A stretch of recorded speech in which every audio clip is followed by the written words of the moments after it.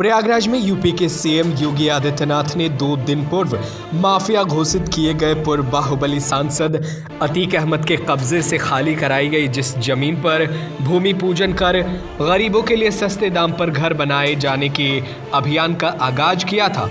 उस जमीन को लेकर अब विवाद खड़ा हो गया है।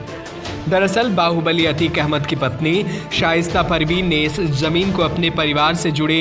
करीबियों की बताते हुए योगी सरकार की मंशा पर सवाल खड़े किए हैं और मामले को अदालत की दहलीज तक ले जाने की बात कही है। इतना ही नहीं, बाहुबली की पत्नी ने सूबे के कैबिनेट मंत्री और इलाके के विधायक सिद्धार्थनाथ सिंह पर जमकर निशाना साधते हुए उन्हें गरीबों के आशियाने बनवाने के लिए अपनी पुश्तैनी जमीन मुफ्त में दिए जाने का ऐलान भी किया है। शाइस्ता ने सिद्धार्थनाथ सिंह को चुनौती देते हुए कहा है कि वो अपनी पुश्तैनी ज़मीनों को गरीबों के मकान बनाने के लिए मंत्री सिद्धार्थ को मुफ्त में देने को तैयार है, लेकिन शर्त ये है कि उन्हें इन ज़मीनों पर अपनी कमाई से गरीबों के मकान का निर्माण कराना होगा।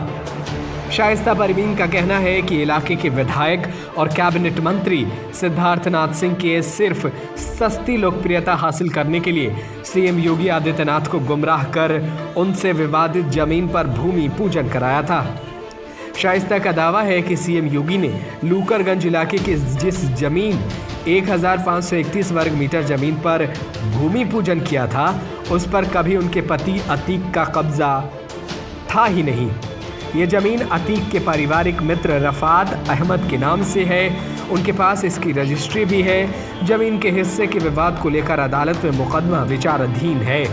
रफ़ात अहमद ये ज़मीन पैसे लेकर अतीक के परिवार के नाम लिखने की तैयारी में थे, लेकिन मंत्री ने न सिर्फ इस ज़मीन पर बुलडोजर चलवा दिया बल्कि सीएम योगी से सच्चाई छिपाकर उनसे भूमि पूजन कराकर गरीबों के लिए सस्ता मकान बनाए जाने के अभियान का कथित तौर पर आगाज भी करवा दिया।